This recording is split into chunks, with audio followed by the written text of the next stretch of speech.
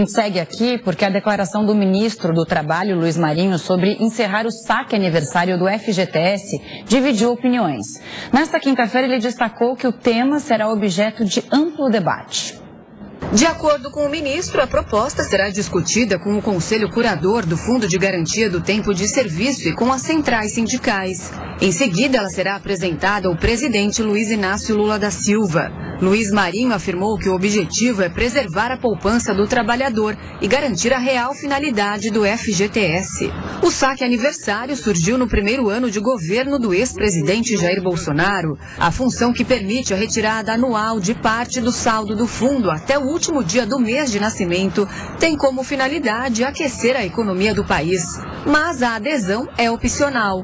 Ao adotar o serviço em caso de demissão sem justa causa, o trabalhador só pode sacar o valor referente à multa rescisória e não a quantia total da conta. Vale lembrar que a parcela do saque varia entre 5% e 50% de todo o fundo, somada a uma quantia fixada anualmente. Desde a criação da modalidade, foram liberados cerca de 34 bilhões de reais do FGTS, uma média de 12 bilhões por ano. A soma foi retirada por mais de 28 milhões de trabalhadores.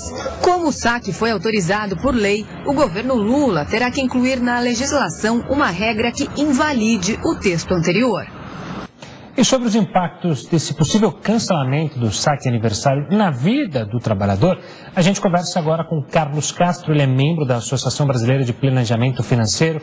Carlos, uma boa noite, obrigado pela participação aqui conosco no Jornal da Record News. Eu queria começar justamente com a questão do saque. Já caiu no gosto do trabalhador?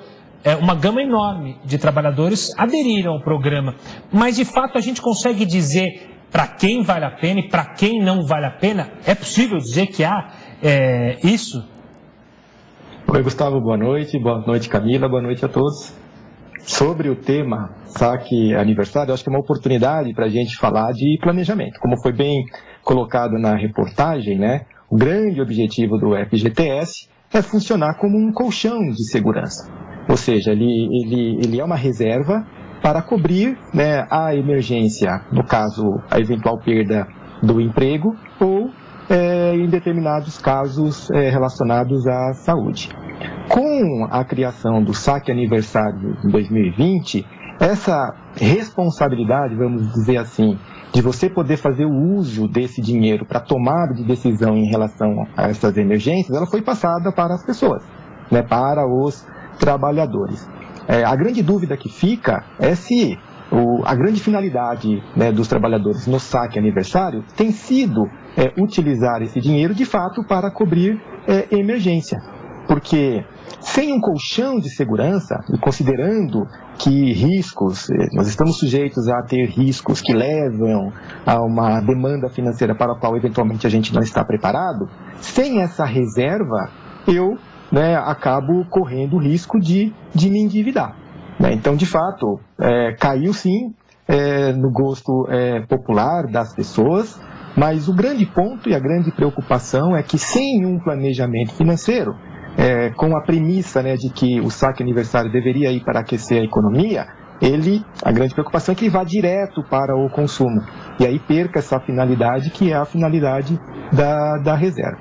Então você pode fazer o saque para cobrir emergências. Então, com essa disponibilidade do dinheiro no saque aniversário, você não fica restrito somente a cobrir o risco de perda de emprego ou saúde, né, mas outras emergências que você venha a ter. Então, se você usa esse dinheiro para fazer uma reserva, você inclusive pode até investir melhor. Um ponto importante que a gente tem que considerar é que o FGTS, ele remunera, em termos de juros, nós estamos falando de 3% ao ano. Hoje em dia, né, a renda fixa, ela paga 1% ao mês, ou seja, nós estamos falando em mais de 12% ao ano. Então, uma das formas também de você cuidar da sua própria reserva é fazer o saque aniversário e investir melhor. Mas o ponto aqui será que a gente está destinando esse dinheiro para esse colchão de segurança? Carlos, é exatamente isso que eu queria te perguntar. É um assunto que divide opiniões. Eu queria saber a tua opinião. De fato, esse dinheiro, quando a gente fala de injetar na economia, aquece o consumo, obviamente, e isso é bom para o país de uma maneira geral.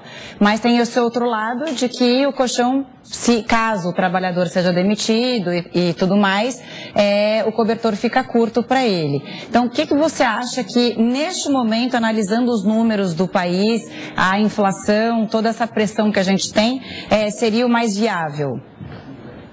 Veja, a gente está falando, né, exatamente pelo momento econômico que estamos vivendo, com a inflação alta e, consequentemente, o juro elevado, há um nível de endividamento alto da população, né? Até porque esse juro alto para conter a inflação, para quem está endividado, acaba refletindo diretamente nesse custo da dívida, né? Então, se esse saque, para quem tem o acesso ao FGTS, esse saque, se ele utilizado, por exemplo, para cobrir dívida, isso seria, de fato, um bom uso na atual circunstância em que o país se encontra. Porque você vai fazer a troca, né, de um juro mais caro, né, só para ter uma ideia, o juro aí do cheque especial, ele passa de 150% ao ano, né? E você consegue, com o saque aniversário, reduzir, dependendo das suas condições, reduzir esse juro. Então, para o atual momento da economia, dado o nível de endividamento, de fato, ele, se usado para reduzir juros, ele pode contribuir com uma liberação, né, maior ali, dentro do possível, da renda que, para a grande maioria, está comprometida com algum tipo de crédito, né? Me diz uma coisa, Carlos, quando a gente fala em investimento, quem pode pegar o dinheiro ali e planeja, falar, vou pegar o saque aniversário para investir? Vale a pena? Porque se a gente for parar para pensar, olha, tem que valer a pena que o investimento, que se acontece alguma coisa no meu trabalho, ele vai compensar esse gasto que eu estou tirando ali e não vou poder pegar depois. É preciso fazer essa conta, esse planejamento para ver se vale a pena de fato? Tem o risco de você fazer um investimento mais arriscado? É um cuidado que a gente tem que ter, né? Quando você fala com a finalidade de ter uma reserva, a grande maioria dos brasileiros, a gente sabe, acaba não fazendo a sua reserva, né? Ou seja, se acontece alguma coisa, você não tem uma reserva financeira. Então, o fundo de garantia, ele foi instituído, é uma maneira, vamos dizer assim, do Estado, né? Até interferir, de certa forma, né, na nossa vida, mas como um mecanismo ali de proteção social. Se eu estou tendo essa liberdade de poder fazer o uso desse dinheiro, tendo a consciência de que eu posso investir melhor, hoje, dadas as condições econômicas de um juro alto, a renda fixa, né, que é um investimento conservador, ele vai pagar pelo menos 4 vezes mais do que a rentabilidade que você tem ali no FGTS.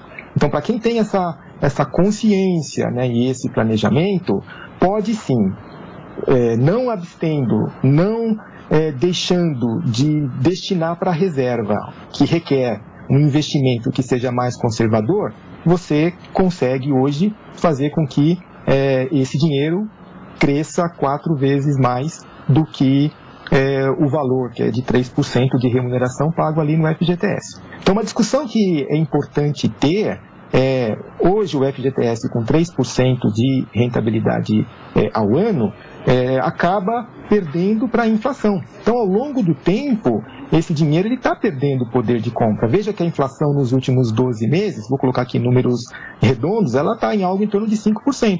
E o dinheiro que está sendo guardado ali no FGTS está pagando apenas 3%. Então, já está perdendo poder de compra. Então, é importante, né, quem tem essa ciência, então, de como trabalhar o lado de investimento de forma conservadora na renda fixa, você vai conseguir, nesse momento, cobrir a inflação. Então, chama atenção para essa discussão, que eu imagino que nesse processo sobre se mantém ou não o saque aniversário, isso deve surgir, que é o ponto que há anos, né, a remuneração do FGTS, né, na grande maioria dos casos, não chega a cobrir a inflação, que significa que ao longo do tempo essa reserva ela perde poder de compra. Carlos, só para a gente comparar aqui, tem alguns dados. Olha só, a poupança perdeu recursos em 10 dos 12 meses de 2022 e encerrou o ano com mais de 103 bilhões de déficit. Esse foi o segundo ano consecutivo de saldo negativo da caderneta de poupança. A poupança, né, que é mais estável, mas você ganha menos e corresponde à pior captação da série histórica iniciada em 1995. Por isso também tem que se tomar cuidado de tirar o dinheiro e ver onde vai investir, porque pode ser um tiro no pé. Agora, eu te pergunto, você concorda que é um desvio de finalidade? O novo ministro falou que é um desvio de finalidade do FGTS, que serviria principalmente para comprar um imóvel. Na sua avaliação, é realmente? O que eu vejo, né? Aí como planejador e representando a nossa associação que é a Planejar, né?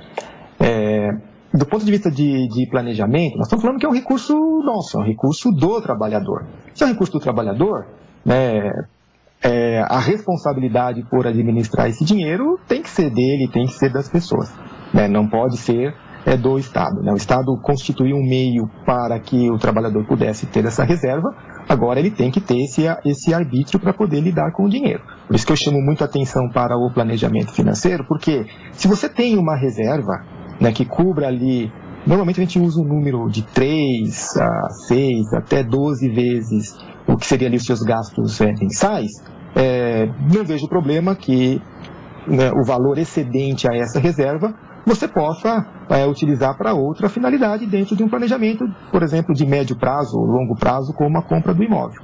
Ela passa a ser aí um desvio se você utiliza para o consumo, né, e dependendo da sua condição ali, do que você quer adquirir em termos de bens, sem ter essa reserva. Porque mesmo no caso de uma compra de um imóvel, você tem uma série de custos acessórios a posteriori, que sem a reserva, talvez você entre ali numa dívida, porque a grande maioria dos brasileiros acaba fazendo o financiamento do imóvel, né? E aí você pode até, no médio prazo, vir a perder esse bem. Então é um cuidado, de fato, que a gente tem que ter, né?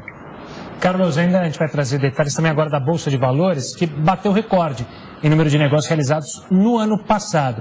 Isso de acordo com os dados divulgados pela B3, foram 931 milhões de formalizações em 2022. Este número representa um aumento de 0,6% com relação ao ano anterior. Com isso, a Bolsa movimentou mais de 7 trilhões de reais no mercado de renda variável entre janeiro e dezembro do ano passado.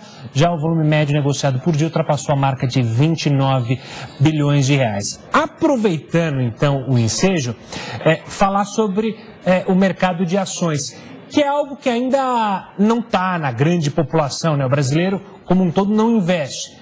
É bom lembrar que esse também é um momento complicado de se investir em bolsa de valores. Mas é algo que pode se aventar para quem quer investir, como investir, tem que tomar cuidado. Que é importante. Até vou trazer um pouco um comentário sobre o que a Camila trouxe sobre a caderneta de poupança, né? Olha que interessante, a caderneta de poupança, hoje ela rende o dobro do fundo de garantia, né? Por menor que seja o valor, ela está rendendo ali 6% ao ano contra 3% do fundo de garantia. O que eu quero dizer com isso? Para a gente começar a investir, para aqueles que não investem, e aí especificamente falando do fundo de garantia, tomando esse cuidado, olha, tenho a minha reserva, quero começar a partir da constituição da reserva, que tem que ser investida de forma conservadora, buscar uma diversificação, antes de mais nada eu tenho que ter conhecimento, né? Eu tenho que ver qual que é o meu perfil e qual que é o horizonte de tempo que eu vou ter para o uso daquele dinheiro. O que a gente sempre recomenda é trabalhar, né, o conceito de diversificação. Então o primeiro passo é no curto prazo, proteja o meu dinheiro ali de forma conservadora na reserva, né, que eu comentei aqui de 6 a 12 vezes ali os seus gastos mensais, e a partir daí você começa a diversificar. O ponto hoje, quando fala de cenário macroeconômico e dada a condição da renda variável, é que a gente vive um momento de certa forma mais volátil, o que significa que a renda variável está oscilando bastante. Agora, a volatilidade ela não é uma coisa ruim, né, porque você pode investir aproveitando oportunidades em que você tem papéis, né, que estão ali mais baratos, que no longo prazo, dependendo do fundamento da empresa por trás daquele papel, no longo prazo ele sempre tende a te trazer bons resultados. Então, quando se fala de ações de renda variável, tomar cuidado, respeitar o seu perfil e apetite a risco, antes trabalhar a reserva e fazer a diversificação, mas sempre num horizonte de longo prazo. Ou seja, não adianta você trabalhar a renda variável olhando só o que está acontecendo neste momento, que dada toda a condição de transição econômica, né, a gente vive um cenário de mais volatilidade mesmo, né? Então isso pode assustar as pessoas. Carlos, muito bom te ouvir, obrigada pelas dicas, explicações, né, para quem quer investir dinheiro, sempre bom saber onde melhor empregar para ter mais garantias e garantir, assim, o futuro. Obrigada pela entrevista, até uma próxima. Até uma próxima, Camila, uma boa noite, Gustavo, boa noite a todos. Boa noite.